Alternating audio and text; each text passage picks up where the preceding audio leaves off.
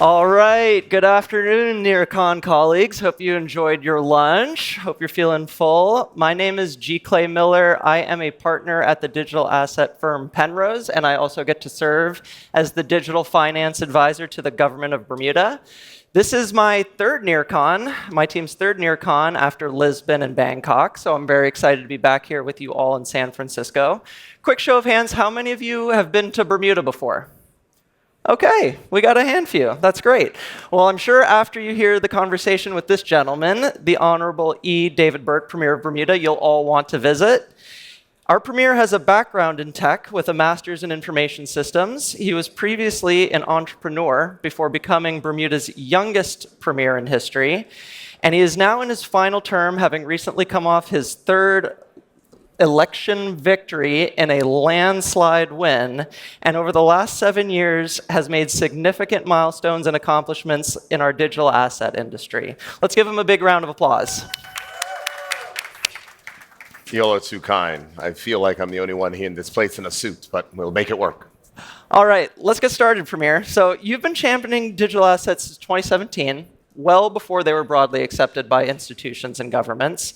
Why did Bermuda take that leap so early? And as you look back, how has this journey evolved from experimentation to now what we call production-grade financial infrastructure? Well, thank you very much, G. And the journey has been long, and it started in 2017, actually not in a proactive measure because I was some type of digital asset maxi. It came from the perspective that the conversations in 2017 were around blockchain taking and eating up everything. And so given we were a financial services jurisdiction with a heavy concentration in insurance and reinsurance, and at that time they said those industries would go by the wayside, we wanted to ensure that our companies had the ability to innovate in Bermuda and on our shores. And so we started the regulations there in 2018. I was having a conversation earlier talking about that famous consensus way back in New York in 2018, where we had actually unveiled our Digital Asset Business Act. And now for the last 8 years, we have been regulating digital assets and doing a number of things in the digital asset regulation space. But when we talk about moving it to implementation, because we've been doing this for so long, we've formed so many various partnerships and a number of things. And last month, while we were at the World Economic Forum in Davos, I was able to unveil a partnership between Circle, Coinbase, and the governor of Bermuda, making sure that Bermuda became the world's first fully on-chain economy, putting money and funding from the government of Bermuda's side, while also welcoming money and funding from the private sector side. And hopefully we get to talk more about that. Yep, that was an incredible announcement that we made in Davos, and I know we've got some other exciting partnership announcements to make here today. And I know these announcements are particularly important because after years of companies coming to domicile in Bermuda and service international customers, driving local adoption of digital finance has been a top priority for you. So what did that announcement in Davos actually mean for Bermuda and its residents? Well, that's a great question, because a lot of people ask, well, you're going to have an on-chain economy. What exactly does that mean? It just means that where we are building towards, and we have people here, near partners, et cetera, we're building towards the future of which we have always envisioned, where digital finance or digital assets are just a part of everyday life. And so from a space like Bermuda, it is making sure that the promise that many of us got into this industry for and understood, the democratization of financial access, happens. So we're talking about lower costs for consumers, clearly. We're talking about lower costs for businesses. We're talking about the democratization access. So for instance, in Bermuda, when we're talking about the types of tokenized funds and tokenized insurance products that are there. Right now, those things are mainly only accessible to institutions, but we want to make sure those are accessible to retail, and having access to digital finance tools allows that. And so from our perspective, it's really around, and also it's the integration of those matters within government as well. So when we're talking about automated reporting and making sure that we make the, tax payments, the payments from government more efficient and being handled in that way, we basically are talking about the full rewiring. And the Bermuda perspective is always interesting because we know that companies are not going to come to Bermuda in a way to make a significant amount of money. We're a very small market, only 65,000 people. But the way in which we position ourselves globally is we want companies and partners to come and work with a willing government and the best digital asset regulator on the planet to demonstrate how products and services businesses can work at scale in a country and then scale those up to larger jurisdictions, which are certainly larger than our 65,000 and our small island of Bermuda. Precisely. I mean, Bermuda's competitive advantage for so long has been our regulatory innovation and nimbleness. And that was a remarkable demonstration of what regulation can make possible at the local level and how it can improve Bermudian residents' lives. Now, looking beyond our shores, we're seeing important progress on the regulatory front globally, especially here in the United States with the passage of Genius and debate of the Market Structure Act. I'm happy that they've caught up, finally. And beyond here, we're also seeing implementation of MiCA in Union, and now across the Commonwealth with Canada introducing draft legislation, Australia, which has their policy week in early March, debating stablecoin legislation, and of course the United Kingdom. So how does Bermuda's regulatory regime complement these other jurisdictions, and how should institutions here think about considering Bermuda in their global strategies? So I will say this. If you are a builder looking to build out a global digital asset company, then clearly Bermuda should be a part of your international strategy, no question. But when we speak about the regulatory clarity that is, possibly emerging in the United States, but also the regulations that are being put in place around the world. Here's the approach.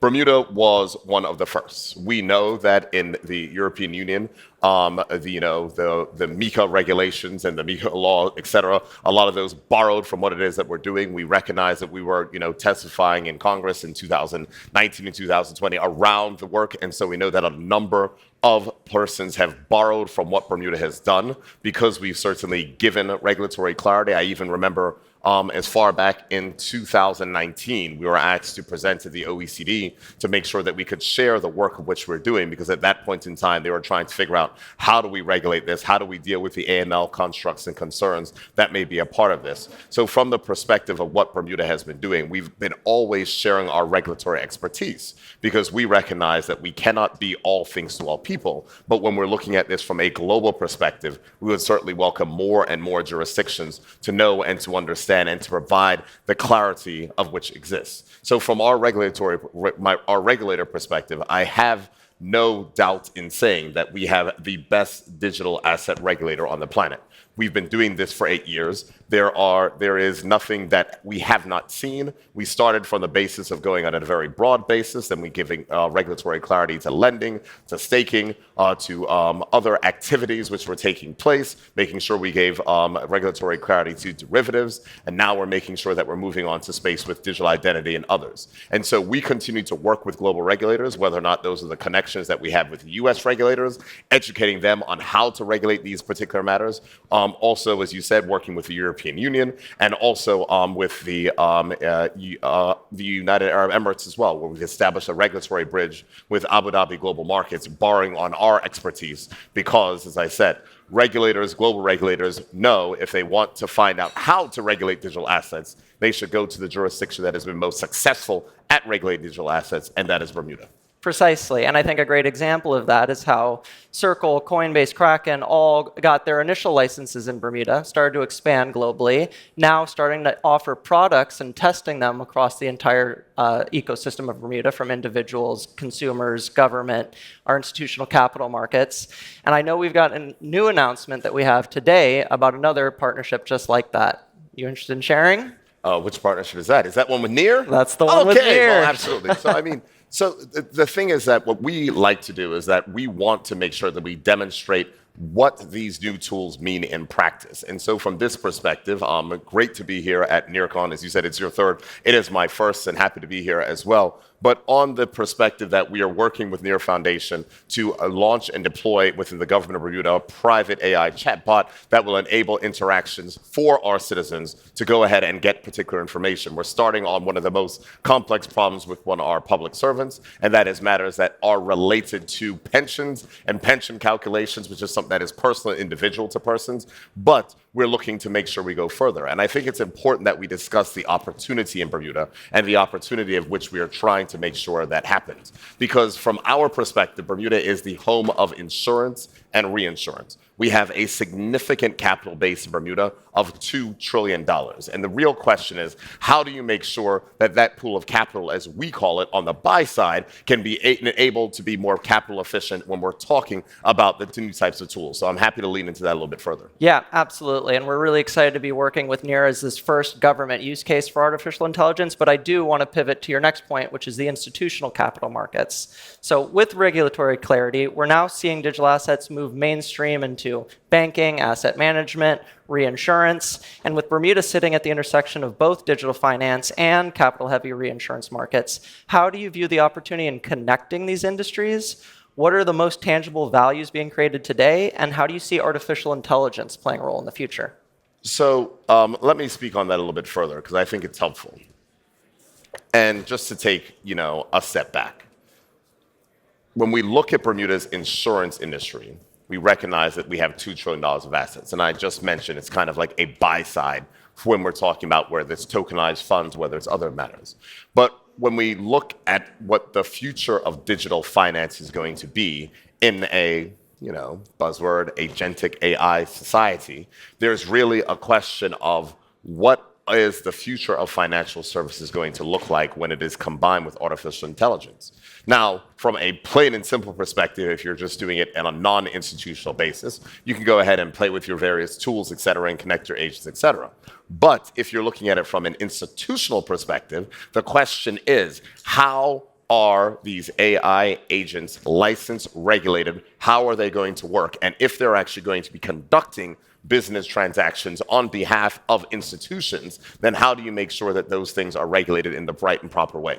So one of the things which we're doing is that we recognize this, and I have NEAR to thank for that, actually, because of the team at NEAR, last year's NEARCon, who actually had mentioned to us that there is a space for the regulation of AI agents in financial services. And what we have stood up is a task force with both of our legal community and also our Bermuda Monetary Authority working through the various complexities around the regulation of artificial intelligence agents in financial services transactions. Because the question is, if an agent is doing something, a transaction, how is that regulated? How is that, insured? How do you make sure that it is done proper? What happens when there's dispute resolution? How do you make sure all those things are handled? And so we know that for an institutional basis, we need to get that right, and that is something in which we're leaning into. But that just happens because we have such a deep history of regulatory expertise, not only on the insurance side, but on the broader financial services side.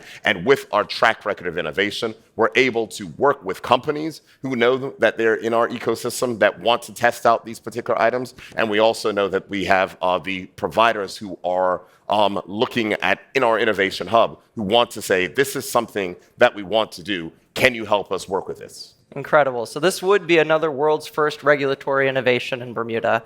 What principles can other jurisdictions learn from Bermuda that can help guide their regulatory design and cross-border alignment so that AI innovation can scale globally without undermining trust, market integrity, or sovereignty? Well, it would be very difficult for other jurisdictions to be as small and nimble as Bermuda because we're just a very small and nimble place.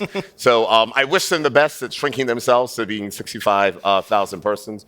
But the reality is that from a Bermuda perspective, we have been able to succeed because we are so small and therefore we are so nimble. And that is the reason why we've been able to introduce these various regulations and provide regulatory clarity at scale. I mean, if I go back to 2017, we announced our at that point in time, Digital Assets Task Force in November of 2017, and by May of 2018, we had legislation on the books, and the legislation was operable by September and stood up with our regulator. So it's that quick that we're able to work. And if you look back at the United States and other jurisdictions, it takes them a lot longer. But that is because we have a unique blend which has been honed through many years throughout the insurance sector. It is what we call the Bermuda Triangle.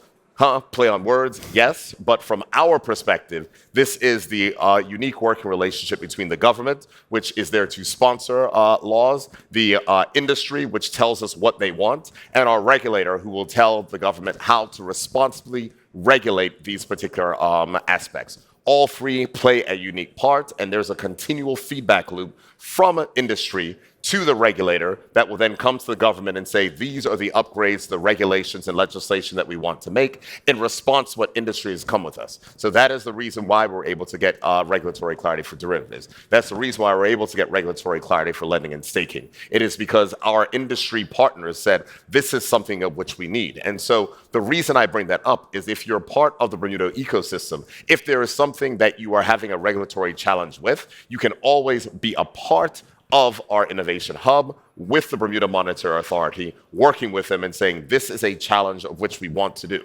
Because here's the thing, if you're looking at raising institutional capital, and I'm sure there's people here that are looking at raising institutional capital, if you're able to get a stamp for approval from the best digital asset regulator on the planet, it makes it far more easy to raise money, and it gives a lens of credibility in that aspect. When we're talking about the types of stuff which we're doing going forward, our regulator has already launched an embedded DeFi supervision pilot where we are embedding DeFi supervision or regulatory supervision inside of DeFi protocols. And this is something that is a world's first as well, because we believe in trying to make sure, because we know that there's DeFi protocols that are looking at understanding how do we do this in a regulated way. And so we've done that. And then finally, our regulator has an innovation hub, and they have now opened up the innovation hub to AI projects to be a part of our innovation sandbox so that they can basically test out and learn and understand. Because as we move towards that space, whether it's the regulation of agents or whether it's regulation of other aspects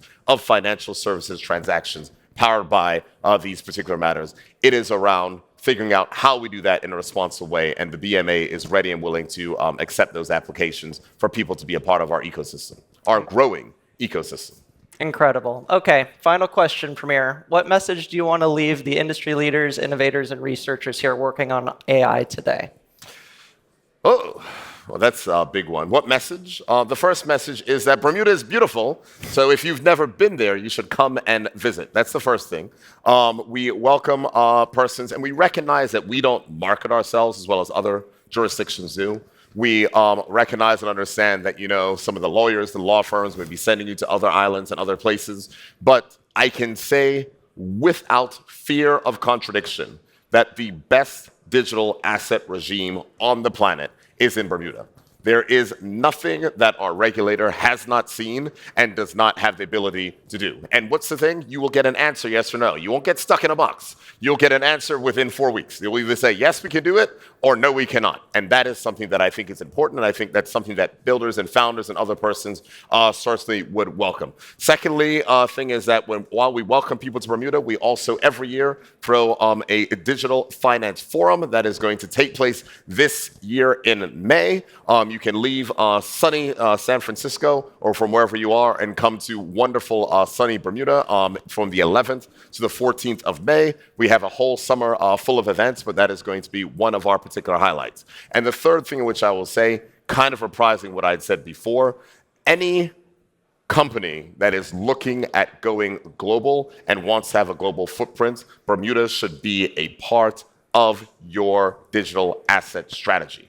That is something, it is something easy for you to go ahead and look at and explore. Whether or not you have any questions, you can always talk to G. We also have another one of my colleagues, Karem, put up your hand so everyone can see there as well as myself, the guy in the pink tie and the pink socks. I'm happy to go ahead and to direct you to our teams. I was having a conversation with someone behind stage talking about something, and I said, I can assure you, if your general counsel and your regulatory team were to speak to my regulators, I can assure you within 30 minutes of the conversation, their face will look like this. Because that is the reaction that we get when regulatory teams meet with our regulators. They are actually stunned that they are this level of regulatory clarity for all the advanced applications that people have been trying to build that is actually able to be accomplished in Bermuda. So I want to thank the NEAR team for continuing to work with Bermuda. I look forward to continuing to engage. We're very excited about the partnership of which we have with NEAR, and I sincerely hope that we're able to have partnerships with more persons that are part of the NEAR ecosystem or others. So with that, I want to say thank you all very much for your attention. Thank you so much, everyone. If you're an entrepreneur looking to participate with our BMA sandbox, please come find us. If you're a researcher looking to contribute to our legislative and regulatory agenda, please come find us. We hope to see you all in Bermuda, May 11th to 14th for the Digital Finance Forum. Please give the Premier a big round of applause.